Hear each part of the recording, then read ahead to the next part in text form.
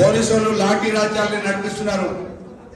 కాంగ్రెస్ నాయకులు పోలీసు వాళ్ళ అండతోని అధికారుల అండతోని గ్రామాల స్వైర విహారం చేసే అధికార పక్షం వాళ్ళు మొగ్గం చెల్లక ఈ రోజు ఏం చేయాలనంటే ప్రతిపక్ష నాయకుల మీద ప్రతిపక్ష నాయకుల ఇళ్ల మీద దాడులు చేయాలనే ఉద్దేశంతో కాంగ్రెస్ నాయకులు పోలీసు వాళ్ళ సహకారంతో గద్దెలు వాలగొడుతున్నారు, ఇళ్ల మీద దాడులు చేస్తున్నారు, పొలాల మీద దౌర్జన్యం చేస్తున్నారు.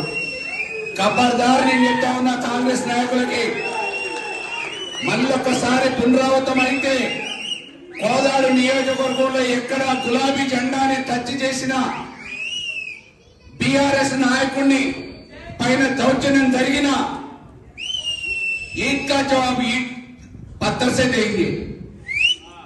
बिल्कुल अभी कोई आगे पीछे सोचने का नहीं है. ఏలుకు ఏలు కాలు కాలు సమాధానం చెప్పడం మాకు కూడా తెలుసు. తప్పకుండా రేపు రానున్న భవిష్యత్తులో ఏ ఒక్క కార్యకర్త మీద ఏ ఒక్క చిన్న దాడి జరిగినా దానికి ప్రతి సమాధానంగా మేము కూడా దాడులకు దిగుతామనే విషయాన్ని పోలీసు వాళ్ళకి హెచ్చరికతో చెప్తున్నా.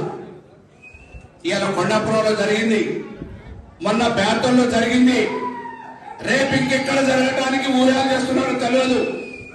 100% పోలీసు వాళ్ళు చర్యలు చేపట్టకపోతే అధికార నాయకులు పోలీసు వాళ్ళు మాకు అండగా ఉన్నారనే ధీమాతో ముందడుగు వేస్తే తప్పకుండా చట్టపరంగా పోలీసు వాళ్ళ బట్టలిపుతాం, అధికార పార్టీ వాళ్ళని ఊర్ల నుంచి బయటకు వెళ్ళకూడతాం అనే విషయాన్ని కూడా సభాముఖంగా తెలియజేస్తున్నా.